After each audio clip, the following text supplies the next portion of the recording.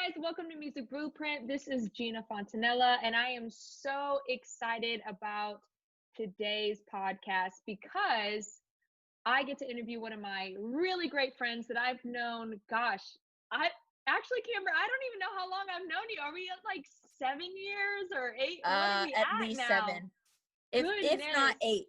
If not, right. But I'm so excited, and give a big round of applause to Kamber. Yay! Yeah. So Kamber, just tell the people a little bit about yourself. How are you in the music industry, and just give us a little tidbit, and I'm sure we'll get more about you and what you do as this podcast goes on. Okay. Well, I'm an artist and a musician. I am based in Nashville, Tennessee. I've lived here now for 7 years, but I call this Nashville 2.0. I took a summer off a few years ago to like regroup and recharge, and I entered back into Music City in a very different way. And so I have been here for 7 years, but in a lot of ways, it only feels like I've been here for 2 or 3 because my approach has just changed a lot personally and with my career, spiritually, just in a lot of ways. But I'm honestly very similar to a lot of Nashville musicians where I have a lot of different gigs and a lot of different streams of income and different things that I'm doing, and then I'm pouring that out and investing into things. It's just a big crazy wheel, big crazy Ferris wheel we are all on. And I say that because I don't know about the other entertainment capitals of the I don't know, LA's vibe or New York's vibe, but I know what Nashville is, or at least I'm starting to get to know. So I'm all over the place. It's crazy. But yeah. I sometimes feel like I'm a gerbil, like just going around and around, and I'm like, am I going anywhere? I feel like I'm going somewhere. And then like something will happen, and then something will happen, and it's like, I went somewhere. There's a long-term game here, I mean, I don't know about, your town or what, but, before I moved here, I had a piano teacher. He was my jazz piano teacher at college. He said, okay, Kamber, you're going to Nashville. It's a 10-year town. And he was just trying to say, okay, you're in it for the long haul. Yes. Because I imagine that he has seen a lot of students or a lot of people in his life go to these different places and give up after 6 months. Yes. 6 months into Nashville, I was still learning how to pay my bills on time. Still haven't mastered that. So that is so smart. I've actually never heard any professor say that, and I constantly say it. Really? I constantly say it. It's just so funny. The last podcast that I did, I was talking about music finance and how that just plays a huge role in, mostly in anybody's lives, but in musicians' lives, it plays a huge role. And for some reason, we're creatives, and we like to just live by the seat of our pants. The money comes in, we want to spend it, whether it be on our art or whether it be on, I just barely made rent on time or whatever. And a lot of times we don't realize that it takes 10 years to really get to the success point we want to get to. And then you have probably another 10 years where you're at that high point, and you maintain that high point for a good chunk, but then you kind of go back down to where you were, and you just kind of, static out. And how are you planning that? How are you like making sure that when you retire, you have a retirement? Yeah. Did you just squander those 10 years? You know what I mean? And a lot of times people just don't realize you are, and I've found, I mean, obviously I was in Nashville for a bit, but I've found that it takes 10 years to get anywhere. You look at any of the people that you love and respect as a musician or an artist. Of course. It always takes 10 years. And like, some people get so upset that, that person's younger than me and they already have a hit song. Okay, that person was in the industry at 15 years old. They deserve a hit song at 25. You weren't doing that, unfortunately. And it's Yeah. just putting things in perspective. Yeah. And so it's just very interesting to me how a lot Good of people point. don't connect those together. So congrats to Well, your freaking professor giving you the leg up. and he was being kind. He wasn't, I think it was just in a really like firm but loving way, just saying like, all right, this is a long-term journey for you. This Mhm. isn't, well, I'm gonna go, because I'll be honest with you, I've had a lot of friends like come into town, they're here for 2 seconds, and then it's like, oh, nothing's working out. I'm like, I you've know. been here for two Too. seconds. Like, it takes time. Like, I think about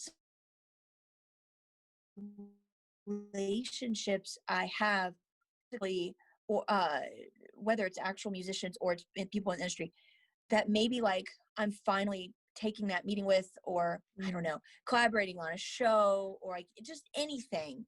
And I think, I've actually known that person for 4 years, Yep. but whatever circumstances or different things, it just took, like, it's all about those relationships, and you have to cultivate them. You have to be Yes. patient.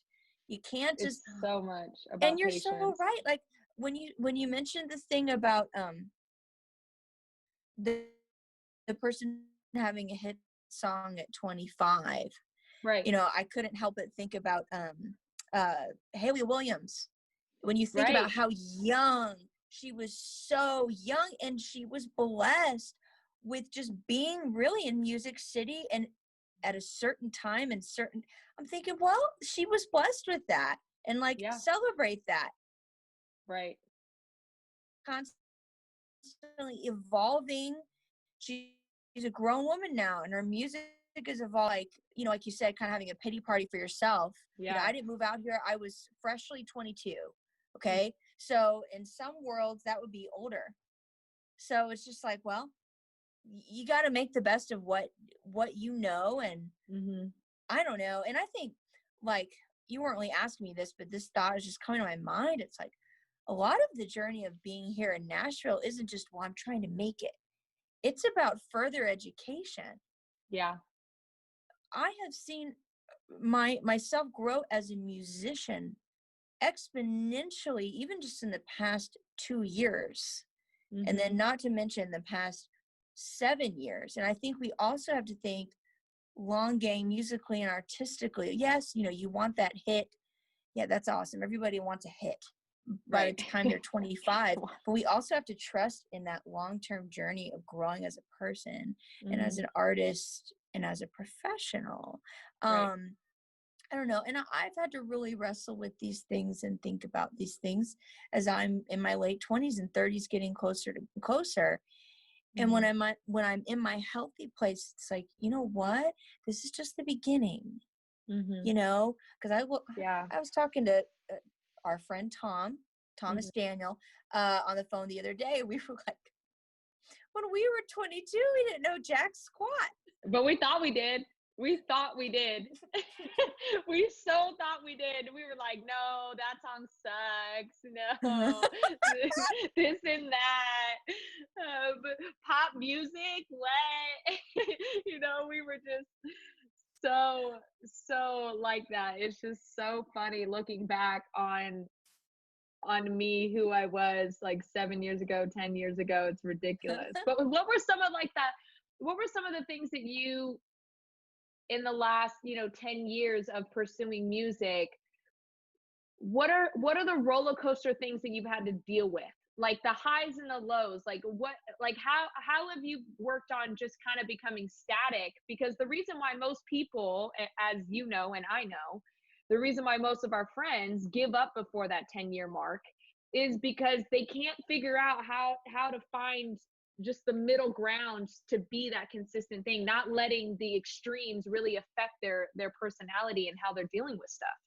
Well, I think too, you got to be careful too. Like, okay, I believe I'm an artist. I believe I'm called to certain things, but at the end of the day, too, I'm careful sometimes with my language. Like, it's not fully who I am. Mm. Like, I'm a That's a good human point. being. You know what I'm saying? And Yeah. so you got to be careful with your language. Like, if you're letting like one bad show or like one bad meeting or something negative overtake everything and just totally destroy Yeah. you, okay, you're not going to make it. Right. I just mean, Correct. to tell you like how many like terrible interactions I've had, or like shows that maybe they just didn't go that well, or just disappointments, like you have to kind of learn to shake it off Right. a little bit. And then, you know, I don't know, kind of makes the good stuff taste that much sweeter. But even with Hmm. those, you have to keep in the back of your mind, keep yourself in check. It's like, okay, that's another notch or another drop Yeah. in the bucket. Now let's take that in stride and move on to the next Yeah. thing. Like, you can't be like, oh my God, like, you know, I don't know. When I was touring with Ravner, like some of the bands we got to open up for, whatever, if I would have rested on that, been like, oh, we're doing really good, that's one tiny little step. I You know know. what I'm saying? Like, not to dismiss something or minimize Right. successes. You want to It got you where celebrate you those. are. Yeah, it got you where you are, but also at the same time, you got to understand in your head, whether good or bad, whatever happens, even if it's the best day of your life or the worst day of your life, like this too shall pass. You know what I mean? And there's going to be another moment where it's going to be the opposite. You know what I mean? And there's you Yes. always have to keep in your head like, okay, yeah, I'm living my best dang life right now. But you also in your head, even when you're living your best life, you have to be like, okay, balance is going to come. And I need to, even Humility in is this, going to come. yes, even in these moments where I feel on top of the world, I have to somehow find a levelness so that when the crash comes, I'm not falling from here. I actually leveled out to here and I'm only falling from here to here. You know what I'm saying? Like, Well, and I think, and this is where we're kind of getting into personal development and mhm. personal growth. I think artists and musicians, you need to have a therapist. Mm, interesting. You absolutely need to have a therapist, because most likely, if you are an artist, you probably have trauma. You probably Yes. have depression. You probably have Mm, anxiety. You probably have obsessive compulsive behavior, mm, let alone other serious mental illness. You need to have a therapist. And like, a lot of the work that you have with a therapist is learning all of these skills, mhm. you know? And for me, man, I've been going in with therapy for the past 5 years. Yes. So 5.5 years. And so like you start learning those like coping skills of how to talk things out and how Mhm. to feel your emotions instead of Yeah. letting like those Chaos. disappointment. Because I'm telling you, when I was 19, 20, I remember one time I just kind of having a bad show, and it was just like this big black cloud over me, and it was just this horrible. And now it's like, if something happened where it just like didn't go that great, or I just didn't have a awesome vibe, it happens. Right. Yeah, it It's not happens. the end of the world. It's like, The well, next show will be good. The next show will be it's good and okay. it'll be different. Yeah. The people I think as artists we don't I think we create such great art because we are tapped into our trauma and our emotional side, but what we don't always realize is we don't ever get out of that. Like I told a friend of mine the other day, I said, well, first and foremost, I think you and I know, I think it's like a third of the industry deals with mental illness. I think If I not don't know, I more. don't know if not more, right? Like I think that's what Warren told us the first day, at least for our class, the first day of CMC, he told us about how a more or if not at least a third of the industry deals with mental Yes. illness. But I was telling somebody the other day, and they're not musically inclined, but they're not in the industry. They just like Oh, music. okay. They're just a listener. Yeah. And she said, "What? Why do you feel that artists deal with so much emotional stuff? Because a lot of people go through trauma, right? But it seems like artists tend to be a little bit more tortured." And I said, "Well, one of the things for me as an artist is I sometimes feel that I'm never getting over what my trauma is because I'm constantly reopening that wound to write a song about it again." Interesting. So then I'm re-dealing with and putting myself back into the hole just to get a good song out of it. And Sadistic, isn't God, it? am I ever gonna get over this? No. It's just this constant battle of like, oh, okay, I want to write this deep song about this. Okay, what in my life have I dealt with that? And then it's like, oh God, I'm just tearing it open. Hey, it's again, like, honestly, I mean, you're in LA. I don't know. Do you get to interact with like actors much? Because I feel like that's what they have to do. Oh, absolutely. Actors are some of the weirdest. I mean, like weirdest people I meet. They are to me like it's so funny that I'm in the arts industry sometimes because I just don't feel like a typical artist. I'm just not I'm so more logic brained. Yes, like yes, you are. Yeah, I'm not like you absolutely are. I'm not in the ethereal realm. I'm very much like, even as a writer, I just take it like this is what it is. You know what I mean? But that's a good thing. That's exactly who you are and who you need to be. Right. And I stay in my lane, right? But it's funny when I meet actors because I'm like, I get you. I understand why you are the way you are, but also I'm like, I don't understand. I don't know what planet I don't know you're living on. Right. How did you get there? That's what I want to know. Like, Earth. How did you tap into whatever voodoo? Right. It's just so funny. They really are. They really are to me just like on another realm, another wavelength. Because I'm like, I just, and I feel like too, I could act. I feel like too, but I just don't feel like I could. Sometimes I'm like communicate like with one of my friends I'm thinking of right now. He literally would be like, just turn it on, and you're like, you're a different person. You're a completely different person. Like, that almost freaks me out. It's so weird. Like, I feel like I could act, but I would be acting myself in whatever role that I would be put in. You see what I'm saying? Well, like, I mean, a lot of the musician actors end up doing that. But like, I could think never about Marilyn act like Manson. Someone else. But do you know what I'm saying? Yeah. Like I think about Marilyn Manson. He's done on acting. He's really just being himself. Yeah. In a way. I don't know. Right. I don't know anything about acting. Same with like Beyonce, right? Beyonce, supposedly when you meet her face to face, she's very quiet and shy. But you see her on stage. That. Yeah, you see her on stage and she's wilding. You're like, hold on. What the heck? Hold on. And it's because when she goes on stage, she has a persona. Yeah. She has a whole like, when I get on stage, I'm Beyonce. You know what? I am Beyonce. I think we need to talk about that for a second. And I can't help. Hopefully you're not hearing that train in the background. No, I'm not. I'm next to a train. I know it's Nashville, Tennessee.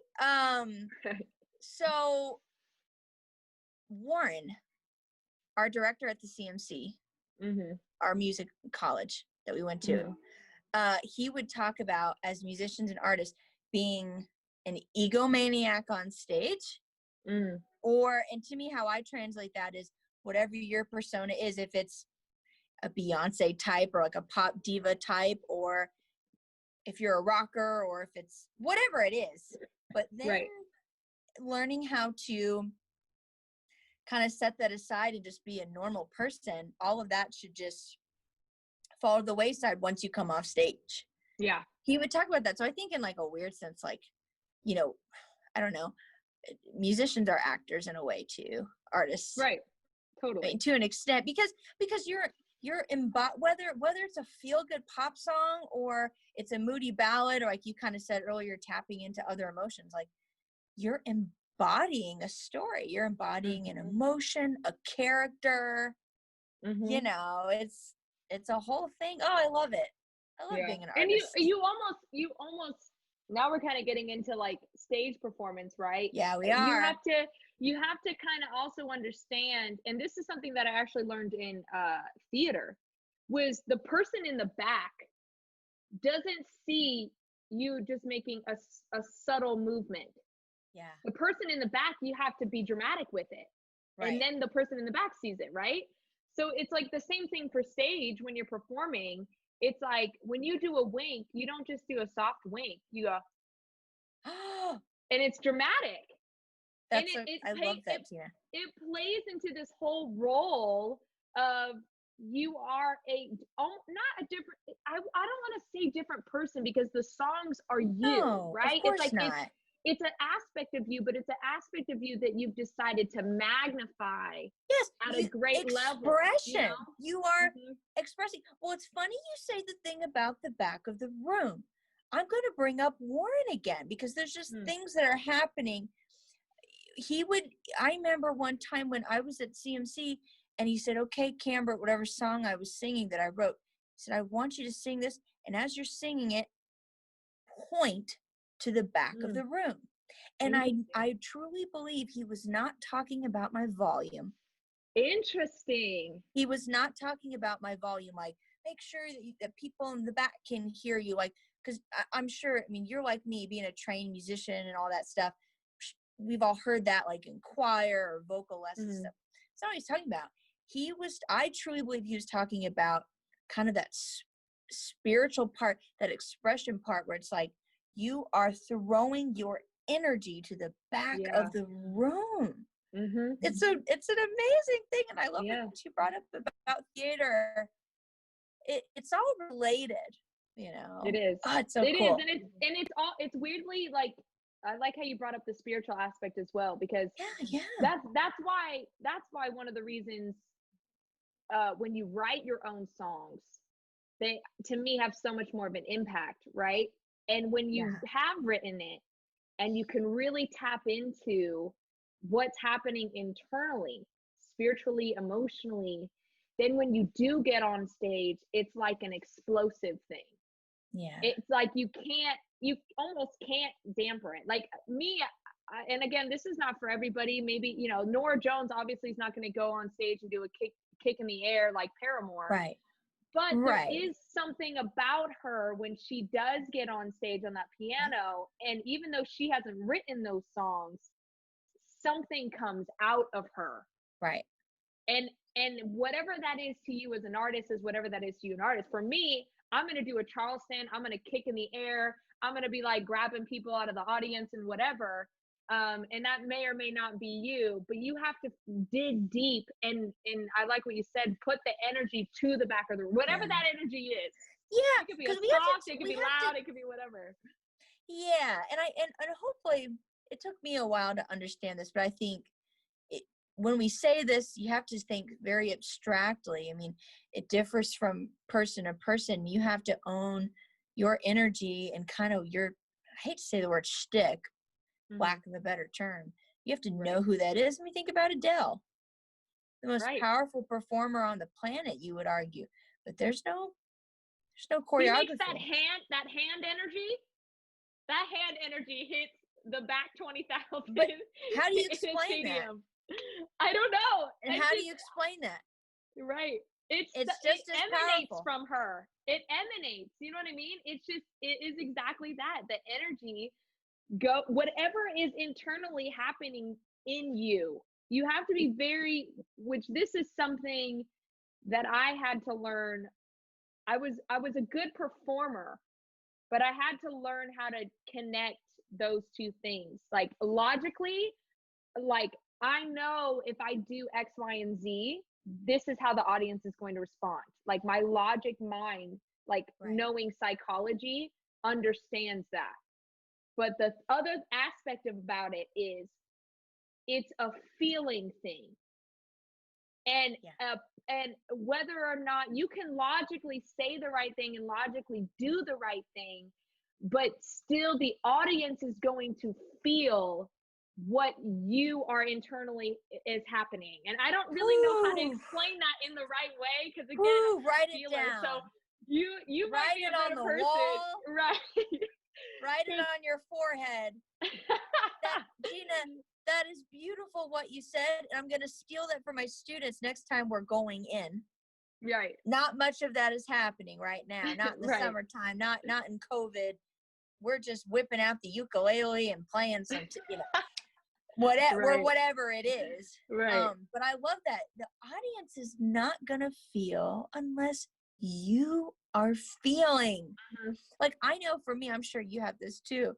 I have some of my favorite performances and I save them on like a YouTube playlist of Mm. different artists that I have. And when I watch those artists, it literally does not matter the genre. They're Mhm. all different genres and styles, different eras, different everything. But it's like, when they went in because they committed and they decided, and you see it in their eyes. Mhm. Oh, And you're like, and just, you also know, like, in their heads, especially as an artist, you're like, when you're on stage and you're like, I've decided in hmm, this moment, yes. you are either going to feel me or not, and I Yeah. don't care either way. Yeah. You know what I'm saying? Yeah. And it's just like, Yes. I'm feeling something right now, and you're either going to be with me or you're not. And that's where you really have to put Chills. doubt outside of your mind, because like That's when you right. doubt, people feel it. And that's what people don't understand. Like they think that like the stage is almost like a wall or a gate or something. But what you don't understand is people can feel that. It's not a wall. They can feel, and people Yeah. know when you're being true and when you're being honest. That's why on social media, when you message 100 people and you're like, "Hey, check out my song," and people are like, okay, and not very many people do that because they know what's the truth. The reason you're messaging them is because you want them to do something for your song. and Right. and some people will be like, oh cool, I'm so excited about your music and I'm excited about you. But other people that maybe aren't your super fans are like, you've never said anything to me. The only time I get a message from you is every other month when you release a single. You know what I'm Right. saying? Right. People can feel those things, Yeah. And you got whether to let your you music speak for understand it or not. yourself. Yeah, and you got to let your music speak for yourself. You got to let your performances, your aesthetic, your vibe, it shouldn't just be like you said, check out my single. Well, Right. why? Have Right. you have you moved me, or do I enjoy your music? Like, I've been trying to listen, living in Nashville, it's like I have a lot of artist friends. I've been trying to listen to different, artists I know and listen to their music. You know what I'm saying? But not only to Yeah. support, but it's like, I don't know. It's tough. There's a whole other conversation we could have there I know. It about could get spamming so people, and so so deep. you got to let it speak So for itself. I know. So okay, so you mentioned a little bit about your students, which this is something that I actually really want to get into with you, because I think you are one of my main friends that has made, and you can correct me if I'm wrong, might have changed in the last few years, but has made a full-time income being a music teacher. Yes, that I say it's my main gig. Okay. Like I said, I have a few other like steady gigs right now that supplement that so I can survive, because Yeah. affordable housing is not a thing in Right. Nashville. I'm sure I it's feel you. In way, I LA, it's not a know thing. it's way worse in LA. But it is my main gig, my main job And that brings how me did money. you explain a little bit about like how you got into that? How did you, again, build your clientele, all those different, facets that people are going to be interested about if they want to become maybe they just want to be a music teacher and that's it. And is that a plausible thing for them? So here's the thing. I, I kind of have a little bit of a unique situation. I do not have Mm, any formal education training, as in mm, a music education degree. mm. Pedagogy wasn't even a thing. I'm a music business person. That is my Wow. degree. I I didn't have a know that. music, yes, I have a music business degree, with like an emphasis in performance and orchestration. Wow. So with teaching, I fell into it when I was a teenager, about 17 years old. and I was involved in church that I grew up in with, and I played piano in church. So I was a musician in church. That's kind of how I cut my teeth as a musician. And I just had some families start coming to me and say, oh, like, would you be willing to teach piano? Obviously, and I'll pay you or whatever. And I was like, okay. Like, I don't ever remember there being like this hesitation, like, oh, I don't want to do that. Right. It just kind of happened. Right. And then it built from there, and I started building experience. And by the time, so I was 17, by the time I was like 20, I probably, like 19, I had like 6 or 7 regular students, and I was going to school full time and playing shows and writing music and trying to, being an artist, The grind. whatever that looked like on a local level for me at the time. Right. And then right when I graduated college, I ended up, it just kind of happened. I fell into like a part-time job where I had like 10 students through a music school in town. And then once I moved to town, I ended up getting a job here at Jan Williams School of Music. And then it went up to like 20 students, and now I have like 35. And it's a lot. Wow, you have 35 now. Yeah, I have a ton. It's Crazy. a little exhausting. How is it like spread out? Do you do like 3 days a week, 5 days a week? I do. Because that's a lot. It has varied. Huh? What? I said that's a lot. Like figuring out how to spread them out throughout either a week or. And I want to qualify that a little bit. Some of my students are multi-instrumentalists, so they're coming to me for a couple of instruments. So I'm including those sessions. Wow. Individuals that I'm working with, it's probably about 25 to 30. Which is still a lot. Sessions, it's pushing 35. So how it's spread out, it's varied over the years. I typically have 4 teaching days. Okay. And I work in the afternoons and evenings, and I usually just pack them in like sardines. Right. Bam, bam, bam, bam. Right. And like I said, I'm really blessed. I work at a really wonderful small business here in Brentwood, which is right outside Nashville. It's very flexible. This is not an institution by any means. Right. I feel very free to be myself, and I believe my heart for artistry and performing and writing and creating gets to flow through my teaching. So there's nothing about this where I am following like an institute. There's no dress code. There's no like, right. Do you know what I'm saying? Like, I am very free. I have Nirvana posters on my wall in my room. Like whatever it is, I'm very free to work with my, work with my student. Now, at the same time, doesn't mean that we don't have serious standards. This school has quite a reputation. It's been around for like 35 years. Right. So,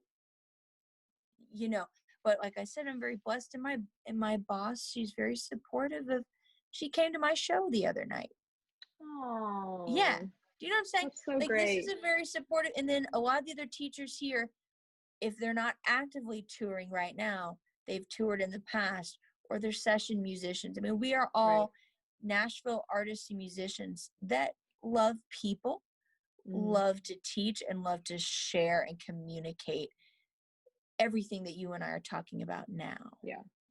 So that's and honestly, and I love what you said about it's not some like stuffy place to work. I think sometimes people think in their head that if I'm going to be a teacher, it has to be at a school, and I have to be business casual at the bare minimum. Oh my God. And I think that's a t-shirt and shorts today. Right. Did you have the pink eyeshadow too? No. Nirvana on the wall is enough. Yeah, I typically don't put on the heavy makeup because I'm working in an affluent suburb. Right. I mean, Also, I it's just don't. why put the effort in, right? Like, Oh my God. Exactly. No, just I save it for the other why? things. Right, exactly. I think that that's just such a clear thing to paint is like just because I think a lot of us think that when we become musicians, we want to be the most selling artist or Right. the best jazz player or like all these different Right. things. And then as you get in your journey, you realize actually I don't really like performing. I just like singing. Or actually I don't really like any of those things. I found out I like teaching. And there's a lot of uh things, caught up in our mind about what that looks like. And I like that you painted the picture that there is no mold. The mold is whatever you No. want to be. You know what I'm saying? Yes. Like you could, if you decided, hey, this place is a little bit too stuffy for me. I don't like that I can't wear my makeup. You can start your own practice Yes. and do it the way that you wanted to do it. You know what I'm saying? Yes. There's just so many different ways to do that. And I like that you just painted the picture. It's like it's not stuffy. It doesn't have to be a school system. It doesn't have to be any of that. No. And I don't want that. I've done a lot of work as a piano accompanist, going into different schools and playing for different choirs and stuff. And I Mm. see how the music departments are treated, and they're very constrained, and it's Right. very stressful environment. Um, you know, a place like this, it I joke about it, but it really does remind me of School of Rock, like the old that old Jack Yes. Black I love that movie. movie. I say old, it's 15 years old by now. Wow. Oh, It's I love it. I 15 quote it all the years? time. Yeah. Holy crap. I feel dated. I mean, yeah, it's up there. But Cello, you got a that's bass. yeah. My favorite is when he's like really light. He's talking to the drummer. Right. And he's like, or the keyboard player, and he's like, okay, bottom one, the top one, now the middle one. No, not the middle one. But even that language, his spirit in that movie,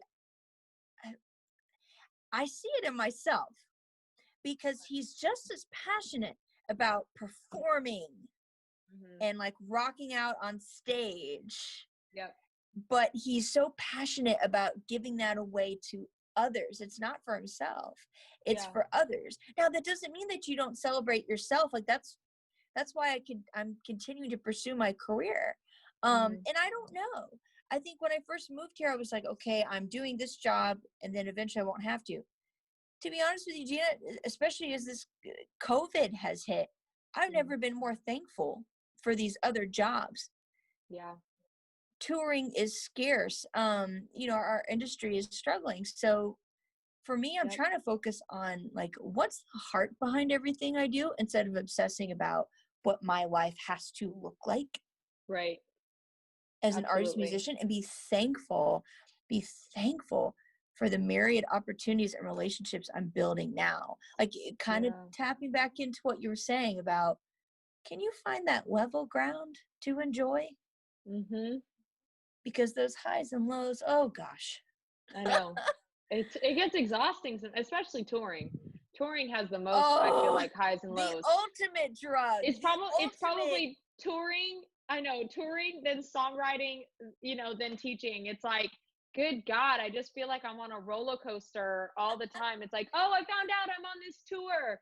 I'm so excited. Oh, COVID hit. Now the tour's canceled. You know what I mean? It's just like, good Lord, like When that it, happened, it's just I was in it's such just a so black crazy. hole. It was bad. It was Uh, bad. March was rough yeah. this Yeah. year.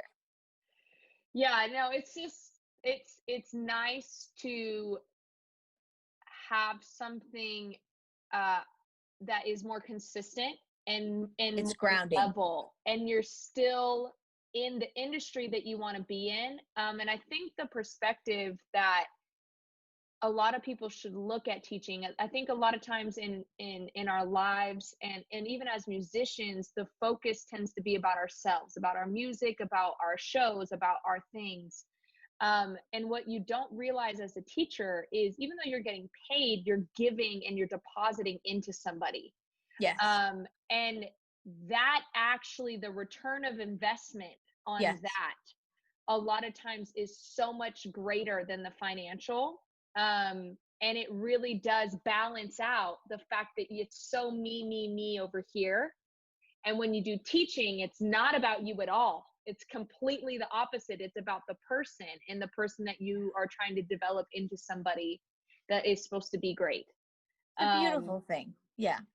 Yeah, and I just think it's a great way to balance. And even if you've decided, you know what, teaching's not for me or Yeah. whatever, finding some way to give and deposit into people is just so important, especially in the music industry, because a lot of times, man, people start making all this money and then they forget about where they came from, or forget about all those different things. And you've got to do it. It is so important for your emotional well-being. Yeah. Yeah. There's yin and what is it? Yin and yang. There's Right, ebb and flow. There's give right. and take. You gotta have that balance. Because I know for me, there have been times where it's like, ooh, I'm pouring out too much, and you Yeah. need to pour back into yourself. Yes. Whether that's a musical thing, an artistic thing, like Mm-hmm. working on a new song or whatever it is. It really does all come down to balance for Yes, sure. it does. It does, and Becoming I the think, static. and you brought up a good point too. Teaching is not for everybody. You see, you understand. I come from like a family of communicators and teachers and talkers. My mother's an educator, and her father, he was he's retired, but he was a minister, but Mm, he taught a lot and expressed a lot, and like, you know what I'm saying? So I yeah, come from this line of like, so I think that's just kind of been in me.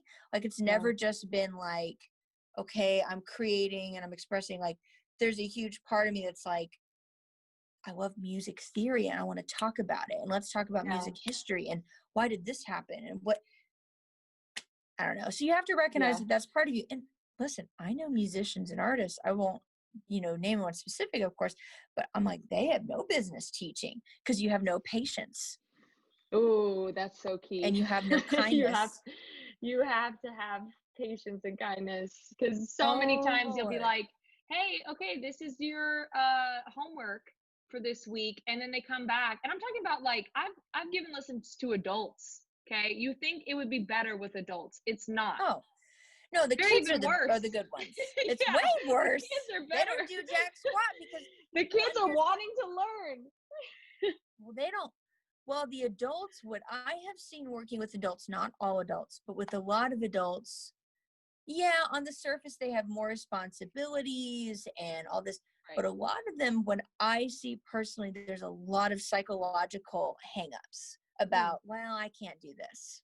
right. I'm Like, too old to oh, do well, this. it's not going to be like, I had an adult one time and she would play really well. I mean, she would play really well, really beautifully. And she could never finish something and just kind of like, it was like, well, whatever. Ugh, At the end of something, right. and it just makes it's just like, oh, they My have too type many A hangups. personality is going wild right now. My type A personality is like, just finish it. I'm They have literally like, just too many hangups. finish Too it. many hangups. My favorite happened the other day with one of my younger ones. She's probably 6. She's a newer student of mine, and she finished something she did well, and you could see like the celebration kind of running Yeah. through her. Like, it was Yeah. kind of like, and I was like, yes, Yes. that is a beautiful thing. Gosh, That it's is a just like when beautiful you thing. just don't finish it, you rob yourself of just the joy that comes from finishing. Right. And mastering something and playing something And beautifully. that's with songwriting too. So many artists, they're like, I just can't ever seem to finish a song. And I'm like, look, finish it. The end of it is the worst crap you've ever heard in your life. Finish it, then come back and revise it. If that is your struggle, God. for the love of the Lord, just finish it. Well, you know what you're reminding me of is the old like the Shia LaBeouf thing a few years back. Just do it. Just do it. That is me. That's me to a T. I'm like, just do it. And it's really funny because as I've gotten older, I've, your personality soften a bit, right? Yeah. As you get older. And my boyfriend is actually the opposite of me. Like almost to a T, the opposite. He is not a finisher. And he is fine with not being a finisher. And it drives me nuts. I mean, I'm telling you, like, even something on a minute level, like he'll drink a water bottle and he'll leave this much in. Oh! And I'm like, first of all, nobody wants to finish that because at that point it's fear factor water. Nobody wants to drink the sloppy whatever that's in there. But why wouldn't you just want to finish it? Why would you leave that in there and just not, you know what I mean? And obviously being with him for the last, 5.5 years and then me just getting older, that aspect of my personality has softened a little bit, but still to my core, I am like, come to completion on something. There is joy in the fact, even just the simple fact of you finish a water bottle and you crush it and you throw it in the trash can. Yes. There is a joy and a thing that comes from that. A release. A release, yeah. That's hilarious. Oh God, it drives me nuts. He's gonna see this and be like, "Really, you had to bring that up?" Well, it's a good point. It's a good analogy. But I don't know. Have you ever struggled with that? Have you ever struggled? I know your writing process is a little bit different than mine in the fact of I'm typically, not always, but typically more of a writer that when I sit down, there will be a finished song at the end of it. But you're not necessarily that writer. I know that you'll start something with an idea and I think I can't remember what song it was, but it took you like a few months to just write it. Yeah. Now, how is that? What does that work? Because that's such a different process to the way that I write. And how do you also, in terms of finishing, are you a person that finishes it and comes back to it typically? Or are you a person that's like, nope, as it comes to me, I have to be touched by inspiration and I go along that way? Okay. So even right now, you have to be touched by inspiration to answer the question. No. And I think inspiration is a dangerous thing. Inspiration is a very precious thing. But you got to keep cultivating it. You got to keep cultivating. So for me, what usually happens, something comes and then it's varied. I started writing a song the other day and I wrote the chorus, and it was, speaking of that feeling of completion, it was like, whew, this is exactly what I want to say and what I believe about this that I am talking about right now. But I knew in my heart, that's all I can handle right now, and I will come back when it's time. That's usually what happens. I don't know how I see it. There's definitely kind of like that seedling analogy, and then it just kind of grows and it builds, and it takes me a while to finish. I'm very organic with my writing process. Now, when I have projects to do that I'm writing for other people, like I'm getting contracted to do, it's a different story. The timeline. There's a deadline, and there's kind of like, all right, and it gets a little more cerebral. But when it comes to my own music, I recognize that 98% of the time, if not 100% of the time, it's a spiritual experience, and I am being taught something through that experience, and I'm learning something and interacting with a new part in my heart. So it might take some time. I have other stuff that's come together within a few days, but usually it's a process of several weeks or months. Now, when I do want to talk, however, because I'm seeing this right now, about finished songs. I have finished songs that I finished but I didn't release yet. I have a lot right now in the docket. I'm like, crap. Well, all of a sudden, I've seen myself in the past couple months revisit them, and I'm like, I still like this song, but I definitely would change this in the harmony, or like, I definitely want to tweak this lyric or this melody or something. And I think that's okay. I suppose some people would 100%. argue. Some people would argue and say, okay, you need to stop messing with it. You just need to release it. But I don't know. Like it comes back to that organic journey.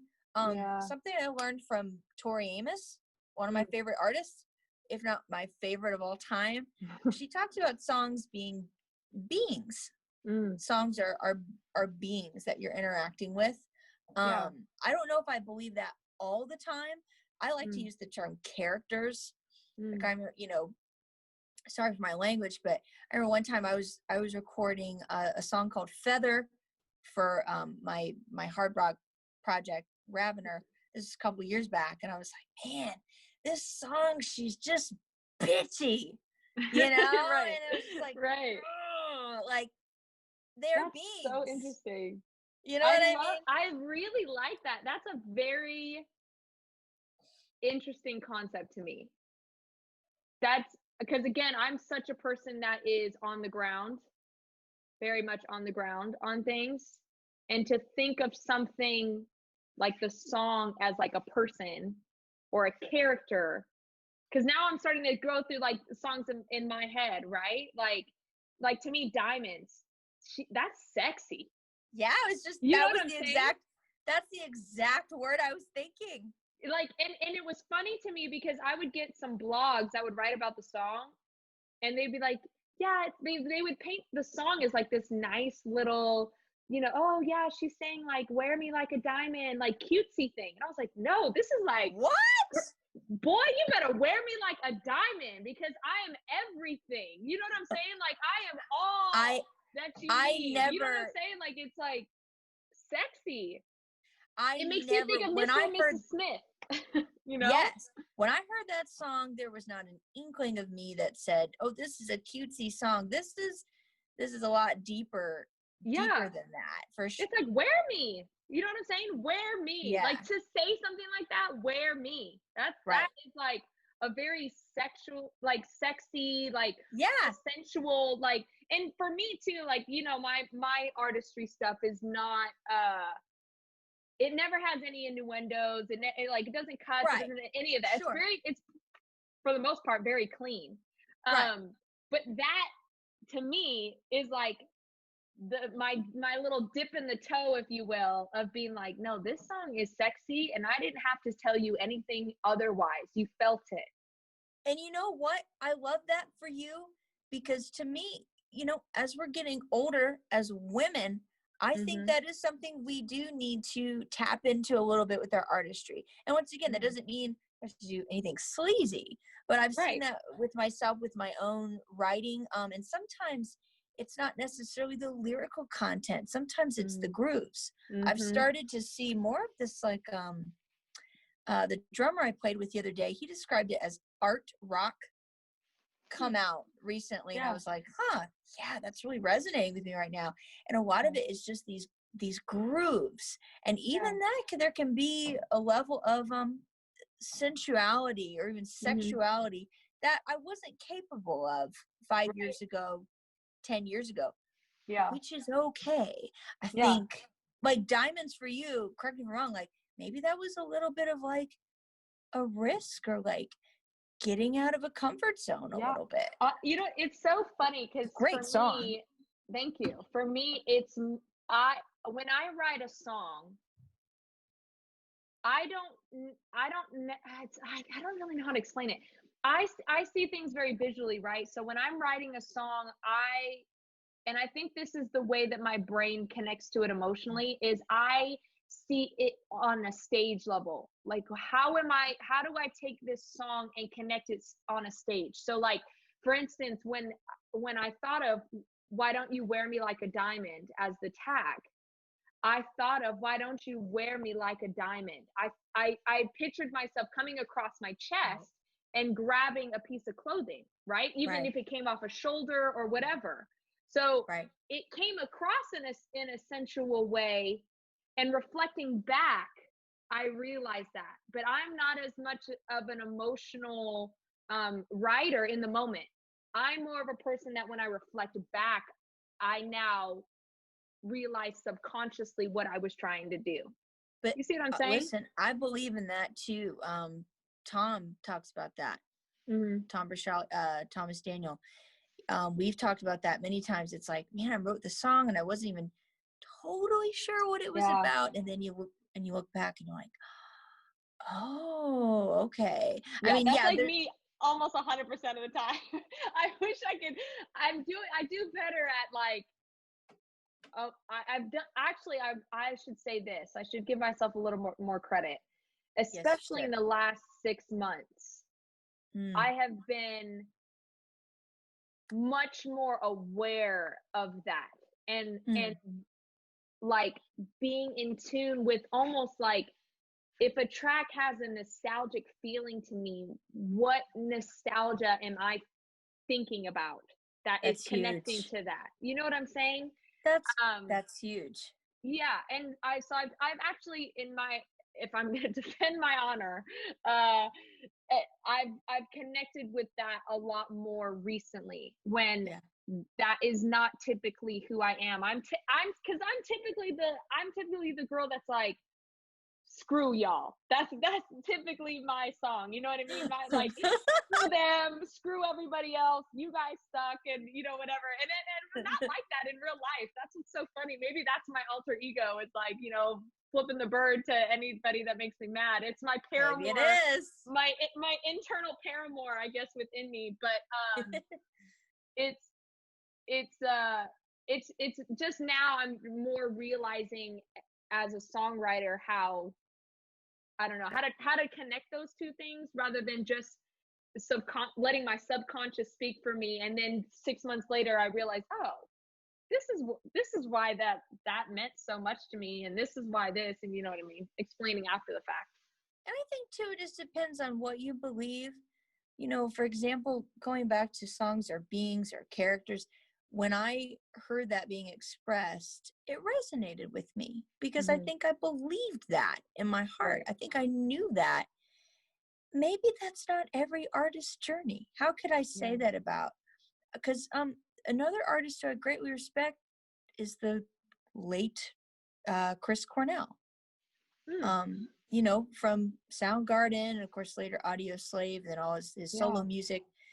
And he would talk, he's like, you know, sometimes songs, it's not necessarily like about this thing or this certain message. Sometimes I'm painting word, word pictures or Yeah. textures with my words and my melodies. And you look back and you listen at some of it, it's like, huh, I Mm-hmm. don't know what shadow on the sun means. And I don't have to literally know. I just Right. know that it's beautiful and it's conveying this, he said it, like this sound picture. You know what I'm Interesting. saying? Yeah. He would talk about Totally. that. And there's one part of me, maybe like the more like intellectual part or something, or academic part. I'm like, well, there should be a meaning to that song and it should mean something. And it's like, Right. well, maybe it doesn't. Maybe it doesn't. It just, I actually, that's one of Just the things is. that I learned from you the most as a songwriter is being aware of even something as simple as a consonant of, do I want a K sound there? Mm. Or is that too harsh? Because what I'm trying to say is not harsh. So I need to be Ooh, aware of what even the consonants I'm using, yeah. because I'm trying to emote something. And when I'm trying to do that, I don't want the sound of a k getting in the way of that. Yeah. You know, it's funny. That's like my favorite consonant, maybe because my name, I I don't know know. you love K's and T's. I love it. It feels good. But I think that's such a great point, Gina. And I hope you're getting opportunities to, you know, teach some of these concepts and getting paid for things, because what a great point. And it's true. Like, what's your verbiage? Like, do you need like a verb that's really powerful? Like you said, you need something softer. I mean, yeah, you have to ask yourself those questions. Yeah. And what just, a lot of times too, what I learned more from my like R&B people is Ooh. what just feels right. It doesn't even matter if it Oh, makes sense. A lot of times they'll throw something out there and I'm like, grammatically that's not right. Consonant wise, I don't feel like it's right. But for some reason when I sing it, it's right. And that's a whole other thing just to love that so much, Gina. Tom hates that about me now. I won't say hate, but I will be in a session together and I'm like, Tom, you're not going to like this. This is right. I know it's not lyrically right. I know it's not lyrically right, and I know it's not right, but it is right. When you sing it with the song and you sing it in the rhythm and everything, it is right. And the fact that it's wrong makes it right. He just hates that. He's like, can we change it? And I'm like, no, it's right. But I'm surprised to hear that about Tom, because I feel like he writes stuff where there's like rules. He does, and it's very rare. It's very rare that I can't get him on board. But I do have to do a little bit more convincing than normal. If there's some, Tom, if there's something wrong about it, he's like, let me see if I can beat it, which I'm down to beat it. Hey, if you can beat it, you can beat it. But I'm also like, man, something about that is just right. It's weird, but it's just, well, think about that's the line will people remember. It's the line that sticks out a lot of the times. Yeah. You know what I mean? So, well, I mean, think about Rihanna does that. I feel like a lot of her songs do that. But even Sia, she rhymes words that it's like, okay, when you say that word out loud, it doesn't rhyme. Like exist and chandelier. Right. That doesn't rhyme. Right. But yes, it does. When you're Sia and you make that song.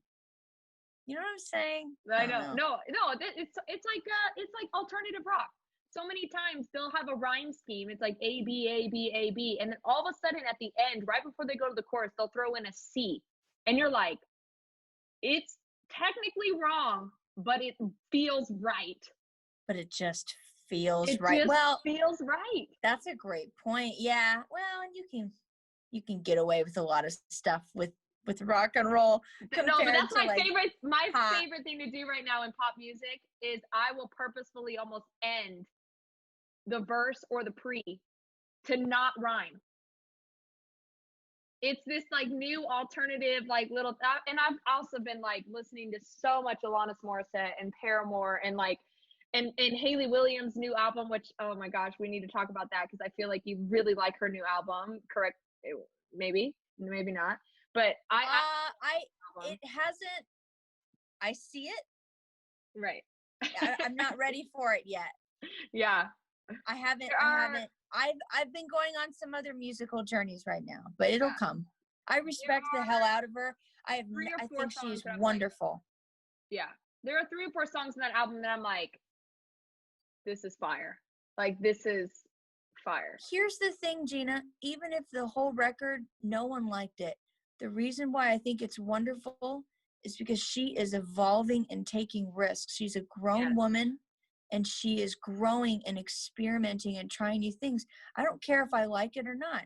It's good because she's getting out of those comfort zones. I imagine if I was Hayley Williams, it'd be very easy to make Riot over and over and over and over and over again. God, Riot was so good. Okay. And I'm not saying she ever needs to go back to it. I don't think going back to an album that you've already done is not the way to grow as an artist. You are so right. She has other things to say, and I like her because she did like the punk thing and all of that, but she has started going into these other genres. She has the pop, and she has soul, and she has like the indie pop thing, and right. I don't know, and now it's kind of this ambient dark pop thing. she can do whatever the hell she wants. I think Right. she's wonderful. I think So it's true. great. And her Speaking, hair. oh well. It's blonde, it's red, it's I pink. mean, I love it. inspiration comes in many forms. Yes, I was gonna say. I'm sorry I didn't say anything yet, but I was gonna say I like the color that you're doing. I Oh, like no, that thank it's not you. just. I like that it's not just one color. It's like Yeah, a gradient, and I think I that's. feel like I look like the rainbow fish. I was gonna Remember that say, little story as a kid? or like a little bit of unicorn vibe, but yes, Yeah, or sure, yeah, that too. the rainbow fish is a better. Yes, I do remember that as a kid. That's so funny. Well, okay, so we're talking about songwriting. I'd love for you to kind of share some songs that Yeah. you're working on or that maybe have released or about to release. You can say a little bit about them. I know you have a lot of irons in the fire, as we all do, but I'd love for you to just talk a little bit about what songs are coming out, what are you excited about right now, and hopefully share a couple songs if you want. So I have an acoustic EP that I actually recorded last year. But with other obligations I had with Ravener and just other things going on in my life, it's taken a while to get some of it out. But I've been slowly rolling that out. And for me, it was just, okay, I need to strip back all the rock and roll stuff, all the ambient stuff, all the electronic stuff. And who am I when it's just me? Okay, it's me and a piano. And about 5 songs came the past 2 years specifically for this project that all came out of a very epic breakup, being with someone for 6 years and going through a lot and processing all of it. So that's what this EP is about. And I do believe it's just a start. I have other songs coming where I'm still healing and I'm still processing and I'm still looking at things. But this is a collection of 5 songs. So I'll share just a couple from it. I'm going to do one that I already have out, and it's called On My Own. And basically it's been my little mantra. It's been my little buddy for the past 2 years of how am I conducting my life? Now, I have friends and family and the Lord that support me, but at the end of the day, it all comes back to right here. That's where I am right now. I don't have a partner right now. I'm in a season of my life where I'm trying to strengthen this and support this and trust myself. So I'm going to share that song first. Do it. I can't wait. Okay.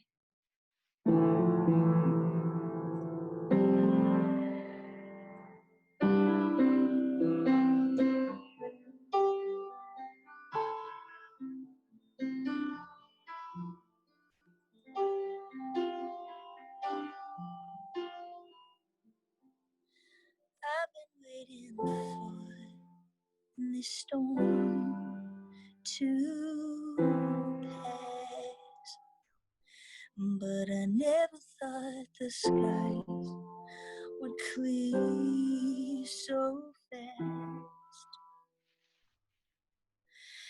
And the things I cling to always seem to dissolve inside my hands. The words I let go leave their echo unresolved inside my head. It's too late, can't stay out, figure this out on my own, held on for too long now, figure this out. Only 21, so young, so free, holding on that time so desperately. And the things I cling to always seem to dissolve inside my hands. The words I let go leave their echo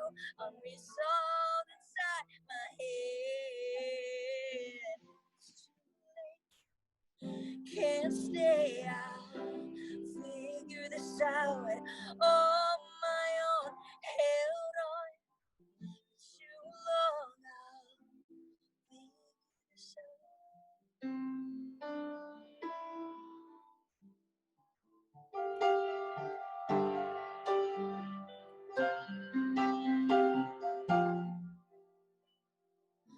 I'm the only one who can mend this heart now, buried underground.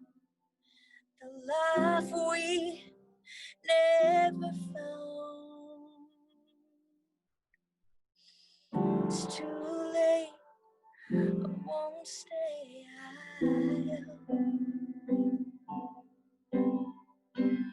It's too late, I won't stay. I won't stay.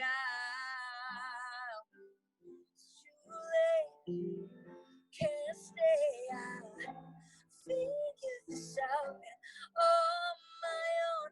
Held on too long. I'll figure this out on my own.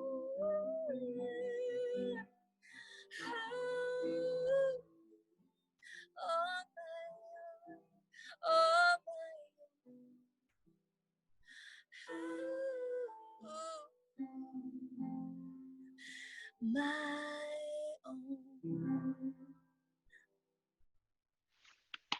So that one.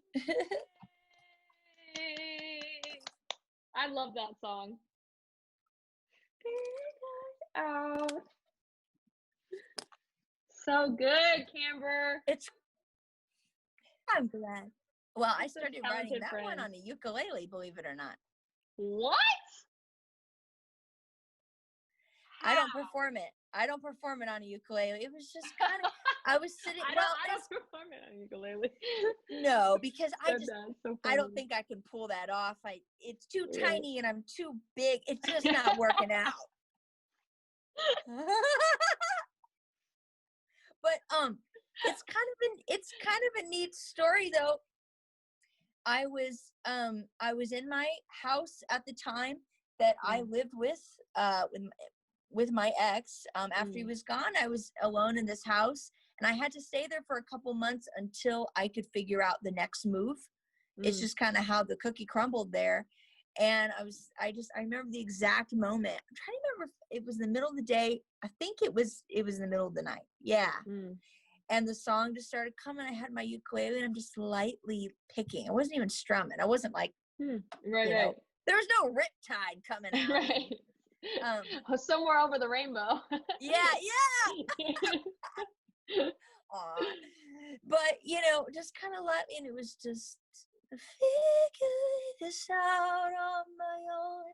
It just kind of came. Oh my gosh. And then I finished it not too long after that summer. But that's the thing about your songs though. You feel, even though obviously none of us knew what that song was about, when we heard it, we knew what it was about. You see what I'm saying?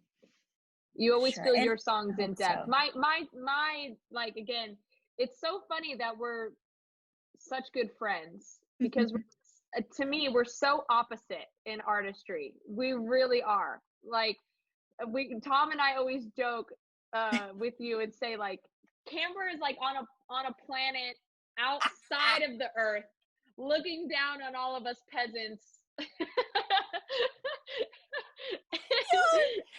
are just very silly.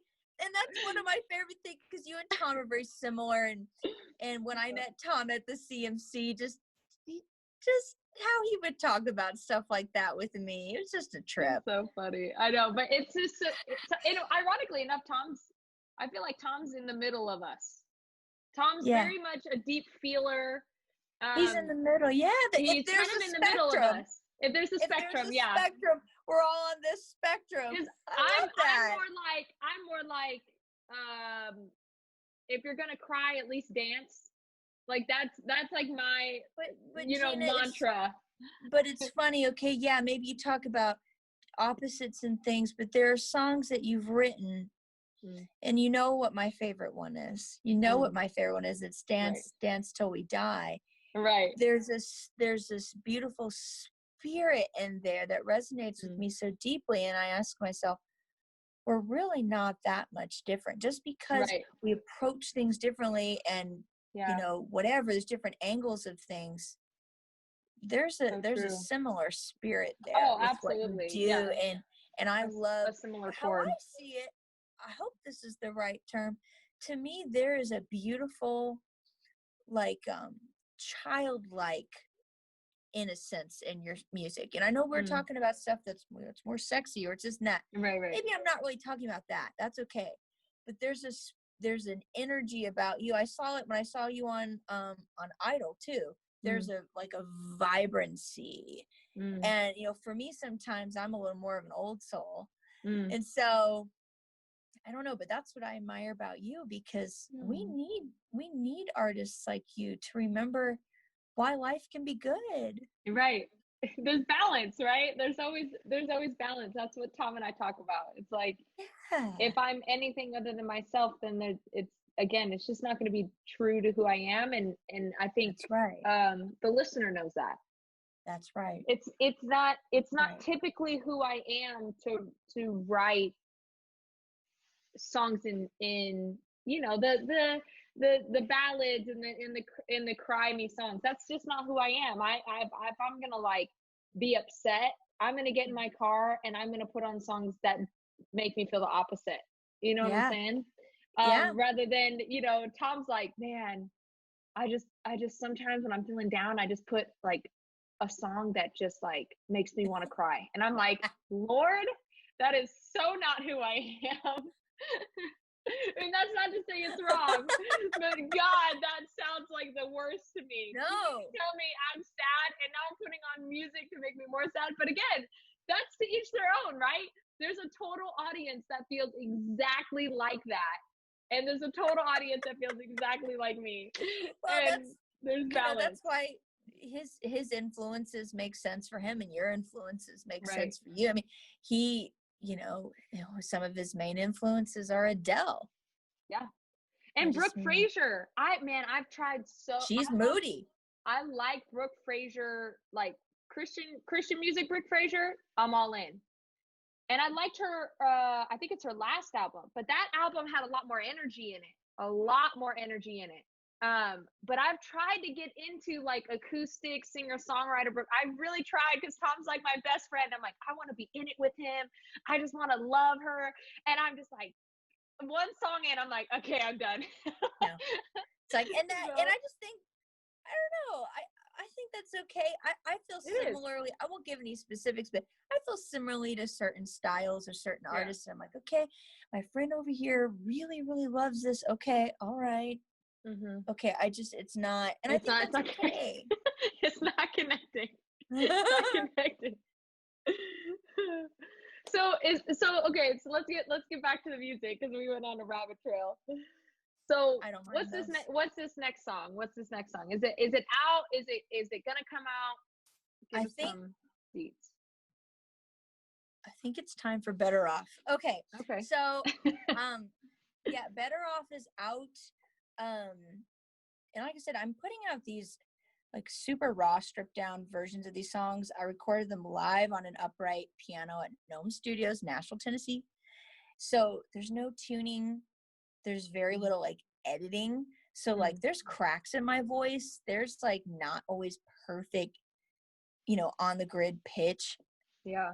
and timing. And that's what I wanted. I was like, this is like just being super raw and authentic, because I had everything stripped away from me 2 years ago, like just everything. And I had to start over and figure out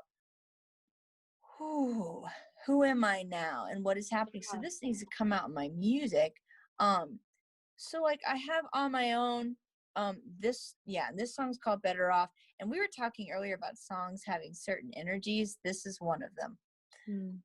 So I'm going to do this one next. And I'm excited because I am recording with my friend Josh Howard in his production house, like an actual produced version of this song right now. He's in Cool. LA. by the way. Yeah, I know. He just Yeah. helped Tom, him and his wife just helped Tom move.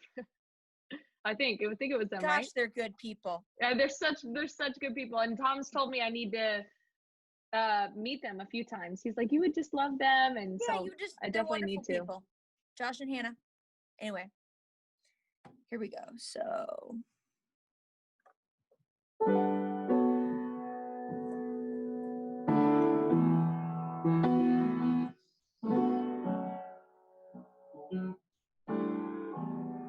Buried in smoke, buried in steel, buried in pride. Never show me how you feel. Say you're better off.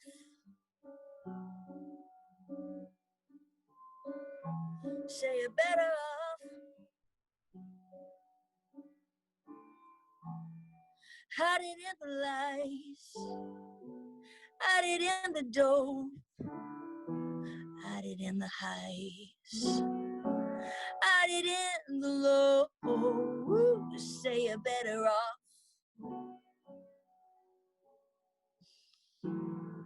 Say you're better off.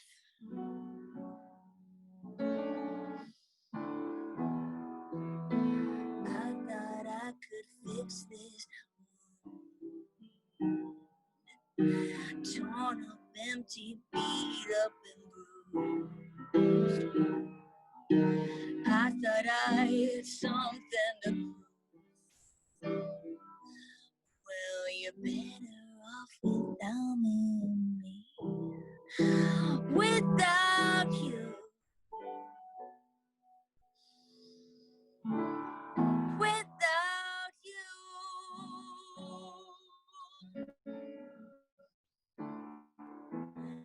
Just another taste, just another tone, and just another face, and just another crown.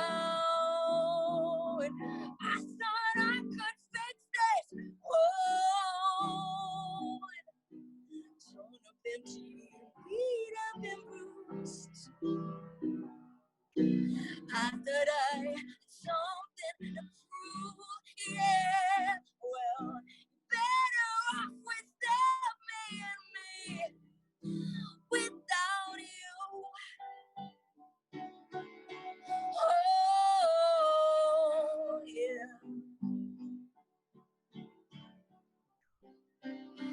Just another taste.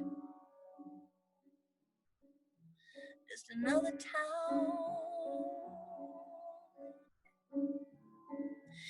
Just another face. Just another face. Just another crown.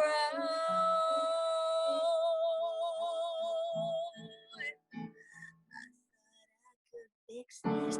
Oh, and torn up, empty, beat up and bruised. I thought I had something to prove.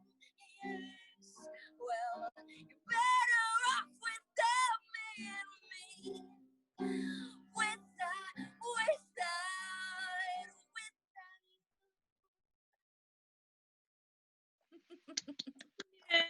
Yay! Thanks. Oh, the wonderful Kamber, everyone. Thank you so much. First of all, I just want to revel about you for a second. Aw, you're and sweet. how just an awesome friend you have been to me over all the, again, 7, 8 years that we've been friends. Literally, Kamber has shown up to almost every show of mine in Nashville. Because they're fun. Constantly checking in with me and just all of those things. You were seriously such a great friend, such a good human.